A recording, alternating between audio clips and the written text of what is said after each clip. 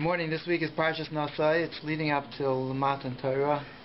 We have today's day number 40 of Sviras HaOmer, which means we're getting to the countdown. And in the spirit of coming towards Kabbalah Satorah of Shavuos and Parshas Naso. What? We're in the 9 days. We're in the 9 days. The 9 days is the last days of Sviras HaOmer. 10 days in Shavuos, right? Yeah. Is that right? That was, well, the Arab Shavuos is the 9th day. That's right. After us, the 9th day. Okay. In this week's parsha, Parshas Naso, by Chamishi, Perek Zayin, Pasuk Aleph, I brought a bunch of chumashim here. Anyone wants to follow along? The idea that I wanted to speak about today is individuality within the Torah and within fulfilling our obligations that we're obligated, that we seem to share similar obligations. Everyone has the same 613 commandments within the Torah, and at the same time, where is the room for individuality in Torah performance and in development, expression, and so on. This week's parsha has the karbanos of the Nesiim, we'll call it the leaders of each of the tribes of the Bnei Yisrael, and they brought first collectively a karban of agalais. First thing they brought was wagons. It's called agalais tzav. I don't know if it's a commonly known translation. What does it mean, tzav? Tzav means that the wagons were covered in chupim. Okay, so they brought these 6 agalais. There's 12 tribes, so how does it work out to be 6? Because they shared, each one of the Nesiim brought with another Nasi they chipped in. This was from their own money that they brought wagons. So it was 12 Shvatim brought 6 wagons, and for each wagon there was 2 oxen. So that was one shar for each one of the Nesiim. They brought it. What were these for? This was for transporting the Mishkan. When they were traveling in the Midbar, they figured that it's too heavy. They need more help. The Leviim are going to be in charge of carrying everything from the Mishkan, so this is going to be of assistance. It says in Rashi that Moshe Rabbeinu didn't want to accept it until HaKadosh Baruch Hu told him that this was the right thing to do. And HaKadosh Baruch Hu agreed. They accepted it. The only thing was that instead of dividing it up equally, they said, where's the need the greatest? So out of 6 wagons, they said, we'll divide up 4 go to, they divide up 4, 2, and 0. So how does that work out? So the pasuk says that 2 wagons went to Gershon, according to the heaviness of their weight, because they carried the curtains. And then you have the Merari, the family of Merari, the Leviim, they carried heavier things like the krushim, the beams, and the heavy beams. So they had 4 wagons. And then Kahaz got none. Why did Kahaz get none? Because Kahaz, the pasuk says, Ki avodas hakodesh aleim v'kasef yiso, because they carried the holy vessels of the Mishkan, like the Shulchan and the Menorah and the Aron, and these things, it wasn't befitting to put them onto a wagon and to have them transported by wagon. So whenever they transported them, they needed to be carried by kasef. They wrapped them up. They had wrappings to wrap them up, and then they carried them on their shoulders. They carried it humanly without using any wagons or oxen. That's the Leviim, huh? This is the Leviim. This is all Leviim, but there was 3 different families of Leviim: Gershon, Gas, and Merari. And Kahaz were the ones who were carrying the sanctified vessels, the Kalim, and the Aron and the Shulchan. So. Does that raise issues about later in Jewish history when the Aron was not carried on people's shoulders, but rather on a wagon? Well, that was at least with David. Yeah, right. With David. I think that there was an instance where you're asking good. Okay, we have to know if it was something they were always obligated to carry, saying if they were always obligated to carry it by hand, they could never take it by wagons. It was just in the midbar. We find that the Aron is noises noisot, right? That the Aron really doesn't need anybody to right. It looks like it's going to fall. Doesn't need anybody to catch it. Doesn't need, right? It's not. It's really looks like we're carrying it, but the truth is that the Aron is such a degree of holiness that it's really not only carrying itself, but it's carrying those who are supporting it as well. Okay. Now the part of the carbon of the Nesiim that I want to focus on more is the second chelek, which also they brought on their own initiative. Then HaKadosh Baruch Hu agreed that this was something that they should bring, but instead he said they shouldn't bring it all at once. They should bring it for the Chanukas HaMizbeach, the Karbanos that they were going to inaugurate the Mizbeach was going to be one Nasi's carbon per day, and that was spread out over 12 days. Each one bring his carbon on that day. Now the interesting thing that the Torah goes through each one by Yom HaRishon, by Yom HaSheni, by Yom HaShlishi. Maybe I think we read it on Hanukkah. It's one of the times that we read it all the days of Hanukkah. There's a reason why we tell each one over. Yeah. So we're going to speak about why we tell each one over. The Ramban explains why we tell each one over. Because it's from the Medrash, right? From the Medrash, and first we're going to focus on Rashi, which brings part of the Medrash, and then the Ramban brings even more. So you have a Chumash.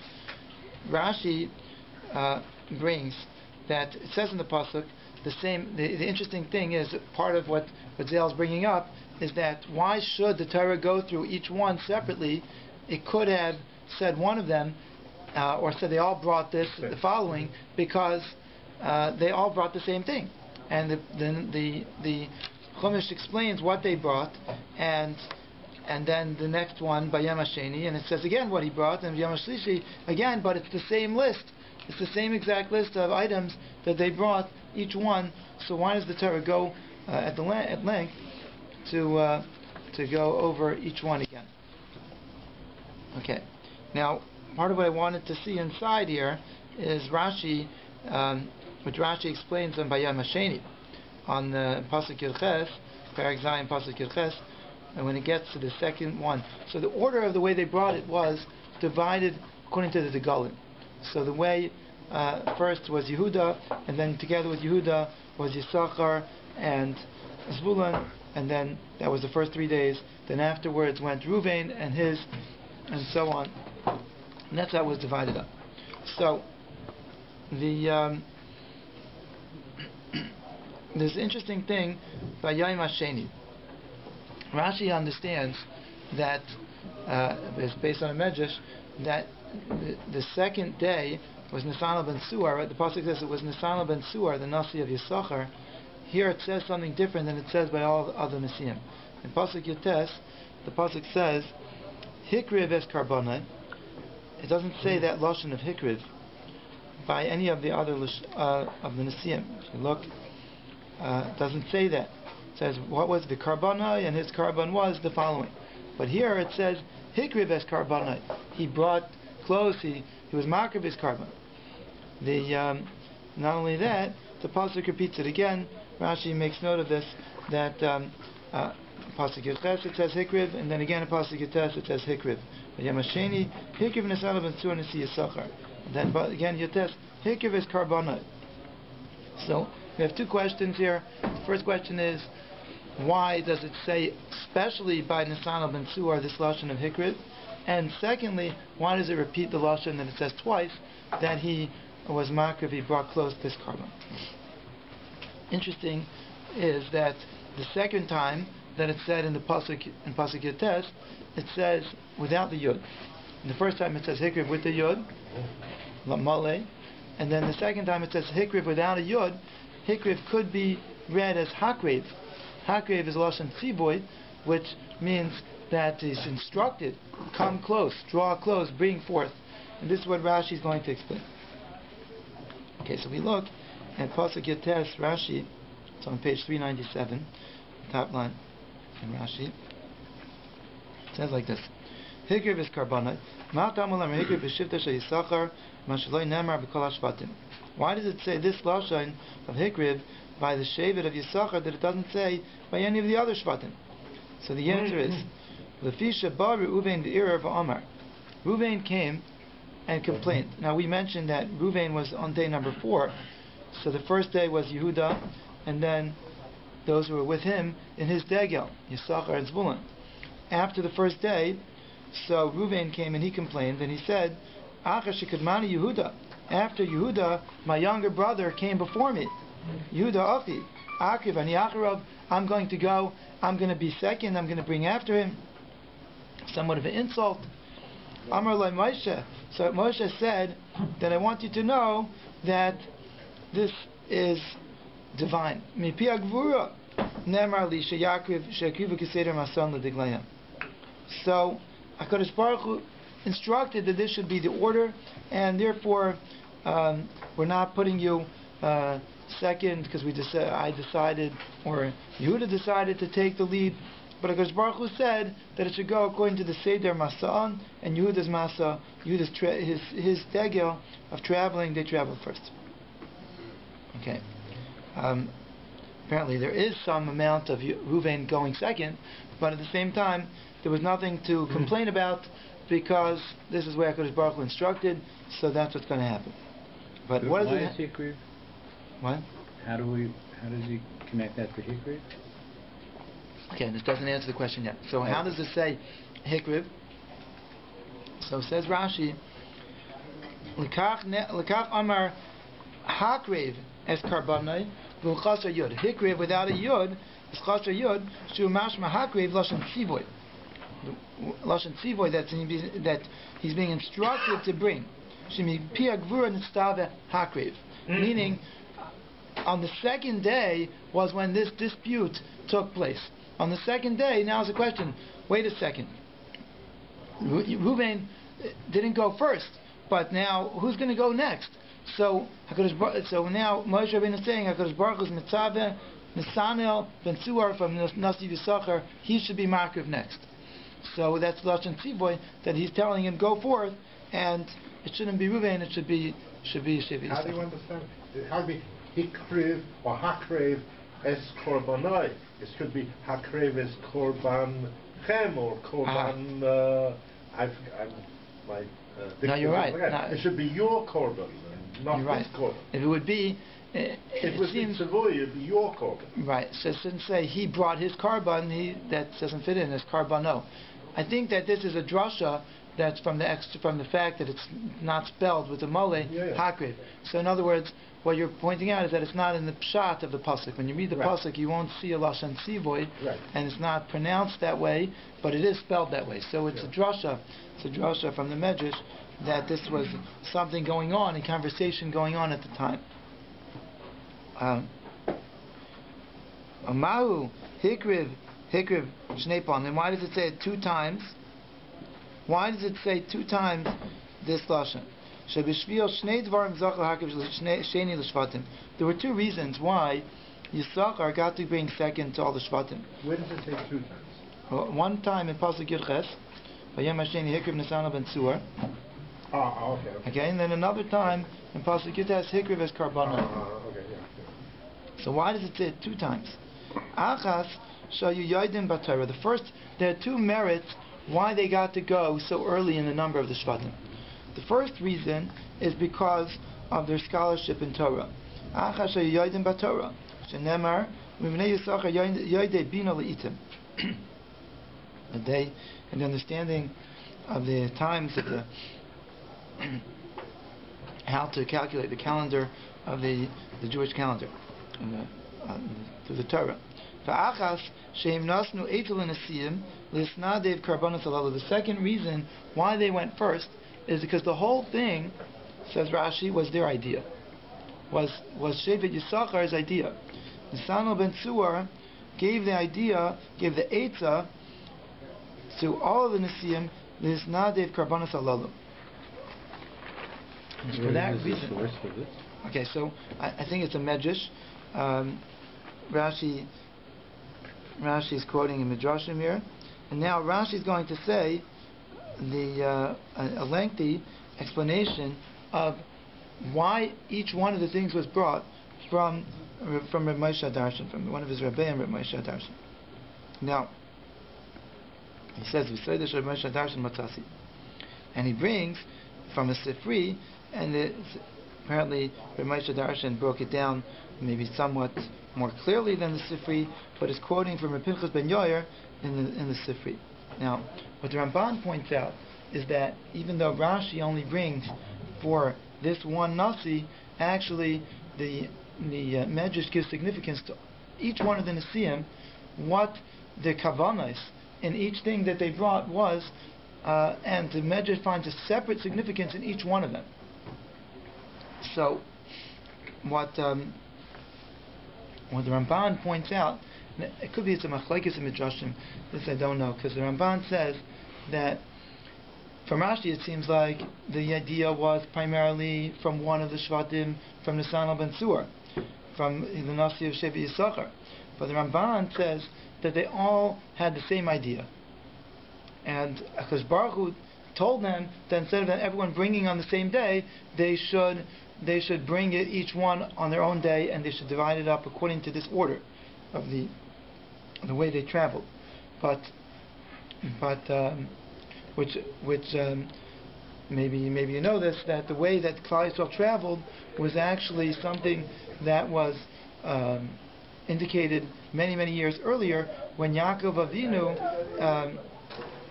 Avinu was buried, and they had a funeral procession for the Shvatim to carry the Aron of Yaakov. They carried the Aron in the same exact way that many years later, when they left Mitzrayim, they would carry the Mishkan. That was the formation, and that's how they were instructed at that time to do so, to travel, to go in that formation. Very interesting. So, like a unilateral. It was 3 on each side.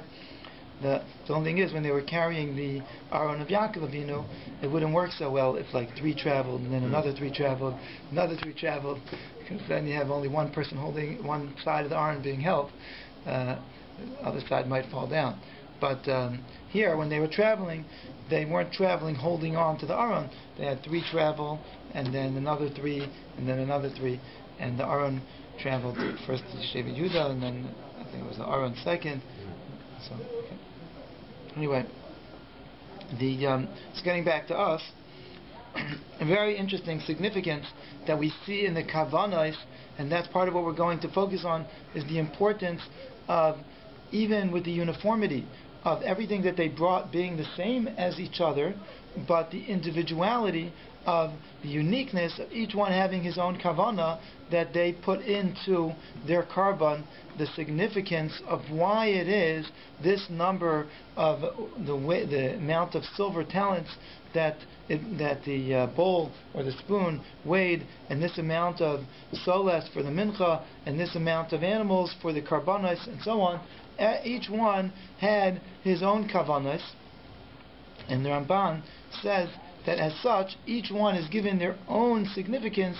That's the answer to why the Torah gives each one their own parsha. And then, and didn't just say that he brought the same as the one before him brought, and he brought the same as the one before him brought. Because yes, it was the same physically, but it really was totally different in terms of the significance of it, because he had a different intentions. Each one had different intentions in what the significance of what they were bringing was. Now, what do we mean by significance? So we'll see in a second what Rashi gives an example for one of them. Does Hikriv, the double use of it, imply that Yisachar was pushed to go second? He was told twice? Well, one time is Hikriv Lashon Tzivoy, Darshan Lashon Tzivoy, which means Hashem told him he should go second instead of going much later on in the order of Shvatim, because he wasn't really the second oldest. And but the double Lashon Rashi is not explaining in the terms of the Lashon Tzivoy, but rather in the terms of that he brought it, and it's saying twice that he brought, because it's indicating that there was 2 merits why he was Zocheh, why he had the merit to bring second. One merit was because they knew they were knowledgeable in the Torah, And the second one is because it was their idea that they initiated, so therefore they got the kavod of bringing it early in the line, right after Yehuda. They got to bring second. Now, we're going to learn something about gematrias. Okay, there's different methods of gematria. Most of the time here we're following normal, regular gematria. I should have brought for you the ArtScroll English one. If you would have that, then you could see on the bottom how they have in the commentary. They go through the calculations, basically translation of Rashi, where it's easier for you to see spelled out how each thing equals what it does. Not that they do the math for you, but just that it's in English. It's in English. So Rashi says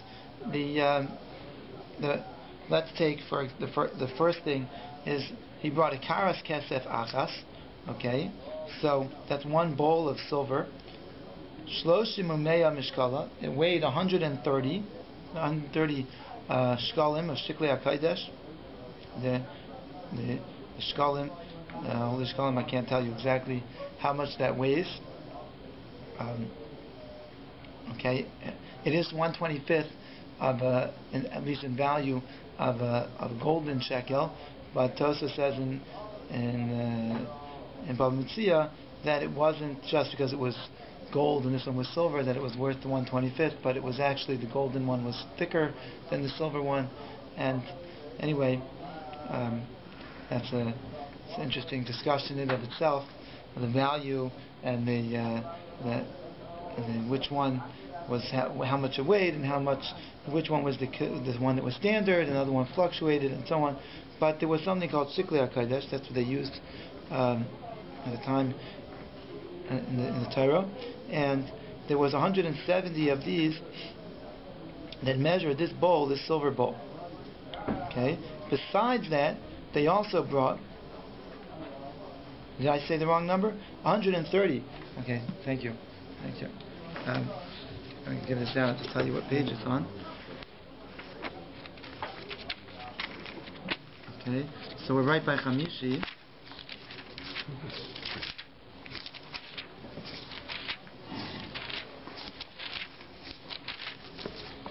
Okay, it's on page 764.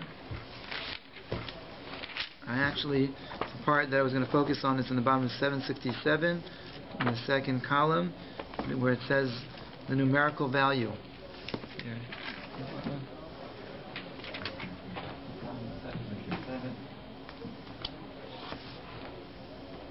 Okay, so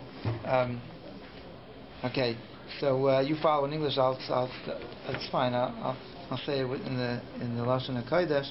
So Rashi brings that what's the gematria of Karas Kesef. So one second. Rashi says. Okay, Karas Kesef.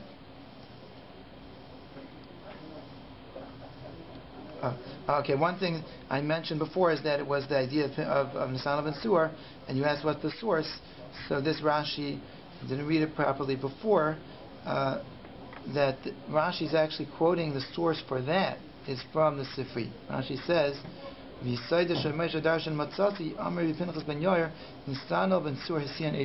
idea came from Naso ben Sur, the whole idea." Now, what the Karas Kesef, Minyan Isiyaisa B'Gematria. The numerical value of Karas Kesef is Tav Kuf Lamed, which is 930. Now, what's 930? This, I'm sure you could go much deeper with this, okay? If you start looking in Maral or maybe other commentaries, you go much deeper with this. 930 is Karas Kesef, okay? How is that? Kuf is 100, Ayin is 70, Reish is 200, that's 370 already. Right, and then there's a Saf, which is another 400. That's 770. Okay, it's a good number. 770, and then you have Kesef, and so Kesef is how much? That's Chaf is 20. Samach is 60. That's 80. Fei is another 80. That's 160.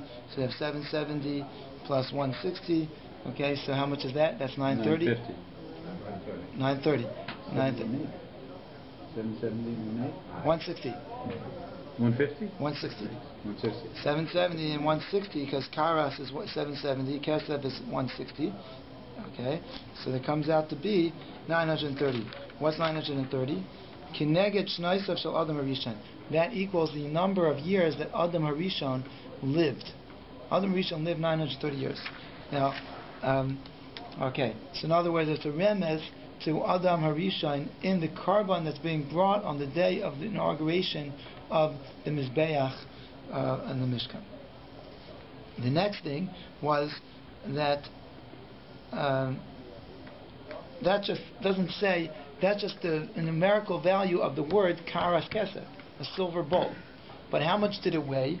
It weighed 130 shkalin. So what's the significance of 130? So it says, you want me to speak in English? It says I'll go faster. The significance is that when Adam Harishon had children, Adam Harishon had children at the beginning of his life, but that was Cain and Hevel, right? But then he had Shais, right? Is that right? Shais.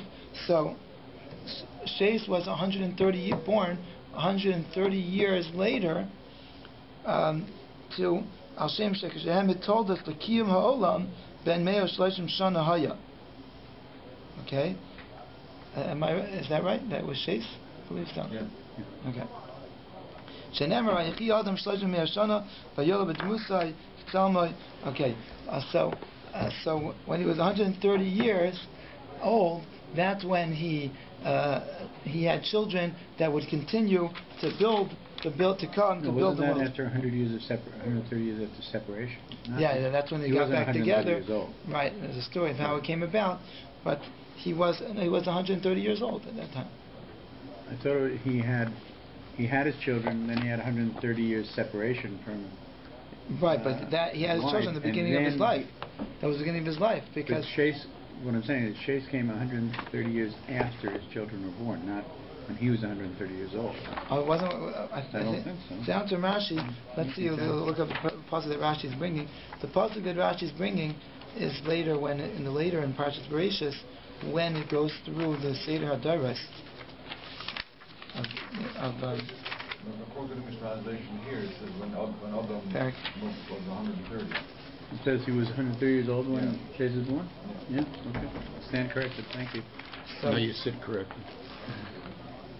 That says, Vayechi Adam Shloshim Mashana, he lived 130 years, Vayola B'Dmusai Tzalmoi, and he bore a child like his likeness, like his form, and he called him Vayigash Shais.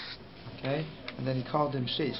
Now, but this is something that's not just he had one additional child after many years, but this is the child that Rashi calls, interestingly, that Hemid told us the Kiyum Ha'olam, that this is the one that's listed in the generations that the Doros came from. That when you go through the 10 Doros from Adam till Noach, this is the one that is listed in the Doros from Adam till Noach after 130 years. Okay, now, briefly, some of the other ones. Mizrak Echad Kesef, so one silver spoon, that's a gematria. The words Mizrak Echad Kesef is a gematria 520. This is a very interesting one. 500 is the number of the age of Noach when he had children, when he was 500 years old. Then Tav Kuf Shana. Well, where does the 20 come in? It's 520. So the answer is that there were 20 years that the Gezerah of the Mabul preceded when Noach had his children. Kodim Toldaisa. Okay, now that was Rashi explains in the end of Parshas Bereshis that it was orchestrated by HaKadosh Baruch Hu that it should be such based on how old Noach's children would be at the age of the at the beginning of the Mabul. But so that's the 520. Now we're not going to go through everything here, because they would be blameless. Yeah, they wouldn't be chayiv misa b'dei shamayim. Just in case they would be rishayim, they would still get saved. Together with Noach in the Mabul. Interesting. Okay, separate discussion. Okay, then there's 70 umais, and okay, and there's kaf achas. Kaf achas means one spoon, but a kaf could also mean an arm. Okay, kaf achas was a ladle, one ladle, but kaf is a hand. So the Torah, connected the Torah that was given by the hand of HaKadosh Baruch Hu, and 10 golden talents is the Aseres HaDibros, and it was full of ketores. Ketores is the gematria taryag. Taryag mitzvahs is like ketores. Ketores, the incense, the fragrance. Okay. Now it's really not. Yeah. Yes. Now that was one of the things I wanted to say that we're going to learn about gematria. Really, ketores does not add up to taryag. Taryag is 613. Ketores is 100. Kuf. Tes is 9. That's 109. Reish is another 200. So we're up to 309. And then Tov is another 400. So up to 709. It doesn't equal 613. So how do you get taryag mitzvahs from ketores? So there are different ways of doing gematrias. And here is one of the tricks is called at bash garadak. I think that's one that Rashi uses here. Okay. Now that means that at bash is that you take the aleph and you put it juxtaposed to taf. Now the interchangeable, the first letter of the aleph base with the last letter of the aleph base, aleph and taf, and then bash, the second letter of the aleph base with the second to last one. Okay, at, bash, gar, gimel is the third one, with shin is the with reish and dak and so on. So if you do that and you switch only one of the letters of ketores, okay, we're not going to switch all the letters of ketores, but only one of the letters of ketores using this format of ad bash gardak. So then you switch the kuf of ketores with a dalit of dak, and then you come out, instead of it equaling 100, it comes out to be 4. Okay, so then so if you do I guess 709, right? Minus 100 is 609, and then you add 4, you get to 613. Okay, so that's the 613, and there's many different ways of gematria. Oh, that's quick. Okay, now you know why it's not called pshat; it's called remez. Okay, it's only a remez. Now this calculation is also the same way that what was being used when the Yom come out. At Bash Gardak. The first day of Pesach is Tisha B'Av. Phase, the second day of Pesach is Shavuos. Gimel, the third day of Pesach is Rosh Hashanah. And down the fourth is Yom Kippur. Okay, very nice. Very nice. So, okay. So now, this we saw some of the beauty in this Rashi. One of the other one more interesting thing I'll bring for you. Maybe it's worthwhile to go through a few more, because it's just there's some of these that are very beautiful and we could really appreciate. So there's a par echad, ayel echad, keves echad, we're all brought for a carbon ola.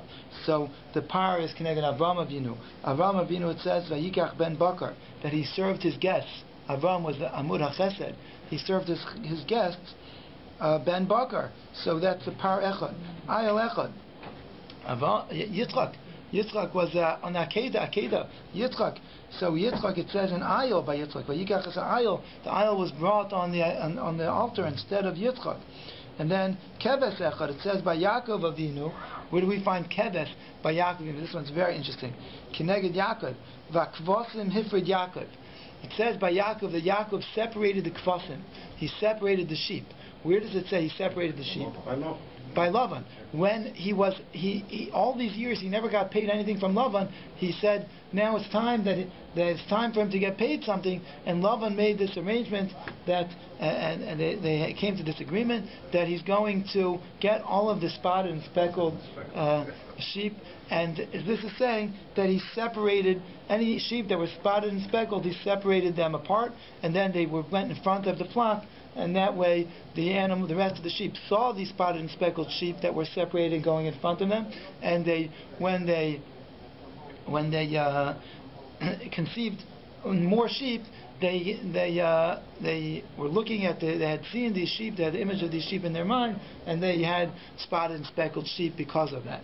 And but but anyway, Avraham Avinu, we understand. He did chesed. He was a bakar, right? And that was the pillar of kindness and the sachnasas archiv. And Yitzchak was he was totally pure. He was like a carbanola. He was never able to leave Eretz Yisrael. This was something that was intrinsically part of him. But Yaakov Avinu, where does this come in? To Yaakov Avinu, it seems that this is indicating the emes, the honesty of Yaakov Avinu, that he didn't take anything that was coming to Lavan, and at the same time, HaKadosh Baruch Hu helped him that he should become very wealthy in a very honest way, without taking anything without ever taking anything that belonged to Lavan. Could be you could explain that differently, but it is definitely something of significance that if we find one remes to Yaakov Avinu, and it's going to be how are we going to be remes to Yaakov Avinu? Kvasim, right? I'll say that because Yaakov separated the kvasim. Now, Now, Moshe Rabbeinu and Aaron HaKohen, how they indicated over here, because it says that there was two carbon shlomim, Keneged Moshe and Aaron, that they brought shalom, they brought peace between Klal Yisrael and the V'yim Sheba Shemayim. I skipped something? Mechiras Yosef. It says Sirizim that this was to be mechaper on Mechiras Yosef. There was different things here apparently, because some of them were apparently you're not for a kapar, you're not being mechaper for Avraham Avinu. You're coming to be ma'orer, perhaps the schus of Avraham Avinu and the lineage, and show how maybe the whole history is leading up to the building of the Mishkan, perhaps with Adam, then Noach, and then the Avos. But this is to be mechaper to bring an atonement to Mechiras Yosef. What does it have to do with a goat? Because they slaughtered a goat and dipped his coat in the blood of the goat. Okay, so that's interesting. And then by Moshe and Aaron, they brought peace between. We know Moshe always was mispala for Klal Yisrael, pleading, and Aaron was always bringing shalom. But shalom, we know he brought shalom between man and fellow man. But this is saying that he brought shalom to his karbanos. He brought kapara between Klal Yisrael and Hashem. We know that when there was a plague, Moshe sent Aaron to run with the Ketores to go to stop the plague, to stop it. Okay. So many wonderful things here. Elim Atudim Kvasim says that there were three different types of shlomims here, and each one had 5 of each. Keneged Kahanim Levim Yisraelim, there's 3 different types of Yidden, and Torah Nevim Uksuvim is 3, and then there's 3 sets of 5. What's the 3 sets of 5? 5 Chamisha Chomshei Torah, 5 Dibros on one Luach, 5 Dibros on another Luach. There was 5 of the 10 Commandments. So the whole Torah could be looked into. The Luchos was brought in 5 and 5, and then the whole Torah was 5 books. Okay, this is maybe we'll call it creative, and it's also very interesting.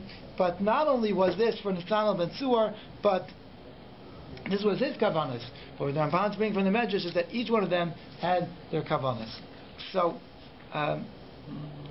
so now that's from the text today. But speaking about this a little bit, last week we spoke about Klal Yisrael, al pi Kabbalah, from the Sefer Torah Devorah, about being all one neshama, one body, and we're all part of one flesh and blood. That the same way that HaKadosh Baruch Hu considers all of the Jewish people, that we are she'er, that we're like His flesh and blood, and therefore He has mercy on us and patience. So too, that's how we are supposed to look at all other Jews. And one could question that with such an attitude, we're always taking responsibility for each other. Is there individuality, or are we just all one part of one big organism that we're all part of together? Is there room, is there some individuality within this one big body? We're all one big Klal Yisrael, and whatever we do affects somebody else, and we all carry a collective responsibility. And of course, we know on the flip side that the Chazal tell us, I believe it's the Mishnah in Pirkei Avos, that why was Adam created Yechidi? Lefichach nivra Adam Yechidi.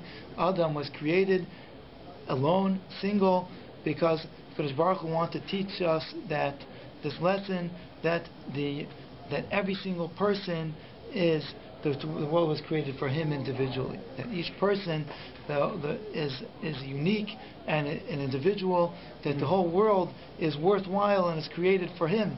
And the truth is that every single person's world is different. It's made up of so many different factors, which family he was born into, and who his family is, and what life experiences he had, and what community he's part of, and so on, and his mazel, and what challenges he has, and personality-wise. There's so many different things that contribute. Every person's world is a different world. What generation he lives in, is totally different than a generation or two ago. It's a different world that we live in, and every single person lives in. And we know that every person looks different. Chazal tells us the same way that every person's face and physical features look different. So too, a person's mind and a person's personality is different. We have our differences. In this week's parsha, in Parshas Naso, we find the Nazir. The Nazir is serving Hashem in the way that's best for him with his own challenges.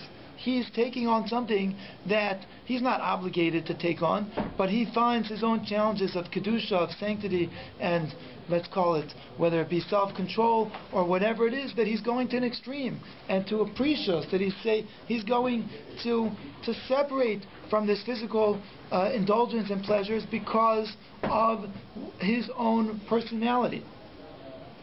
And the truth is that understanding a person's self and their tafkid is a big job in avodas hamusar, in terms of when we come to a person developing their midos and serving Hashem. And it really is something which is not an easy thing for a person to understand themselves. What is their tafkid? What is their challenge? And what's their role? And the times when we had Nevi'im, a person could go to a Navi and they could go and they could ask the Navi, what's my tafkid? What does Hashem want from me? But we don't have that nowadays. And sometimes I was even jealous of hearing stories of people who they were a student of a certain Rabbi, a certain teacher who was a great teacher, and let's say, and he told his students, your tafkid is such and such, you go to this, and I felt like I didn't have such a specific instruction. And I even actually did have one of my Rabbeim who told me some Rabbeim gave me instructions. I had difficulty following the instructions. Anyway, but afterwards, a different Rabbeim told me it was just advice. It wasn't a decree, and so on. But even then, we're left to our own make our own decisions. And I once asked one of my Rabbi, maybe I mentioned this, about a certain decision, and he said to me, what, you want me to hold you on a leash also? You have to make your own decision. You have to know what's best for you. And that was what it was with the Nazir. And different people have their different nisyanos. And ultimately, Chazal tell us, Ezo Asher Sameach B'Chalkai. A person who understands what their lot is and what Hashem gave them, and recognize that what I have is from HaKadosh Baruch Hu, then they could be happy with it, because then they understand it's really an issue of emunah, whether we could be Sameach B'Chalkai. Because if we believe that Hashem, Hashem didn't go on vacation the day that our neshama came into being. Maybe that was a slip of the run. There was somehow with all the perfect ones, there was one that was defective, and somehow that one got in, and that's me. Chas v'shalom. A person should never feel like somehow that HaKadosh Baruch Hu wanted them to be any other way than what He created. And if we have certain, we'll call it limitations, right? That's from HaKadosh Baruch Hu. So we could be samech with b'chelkai, with everything that HaKadosh Baruch Hu gives us. Samech b'chelkai means that a person to be happy with his lot, and his recognizing that our lot isn't something that just comes haphazardly, that's just by chance, that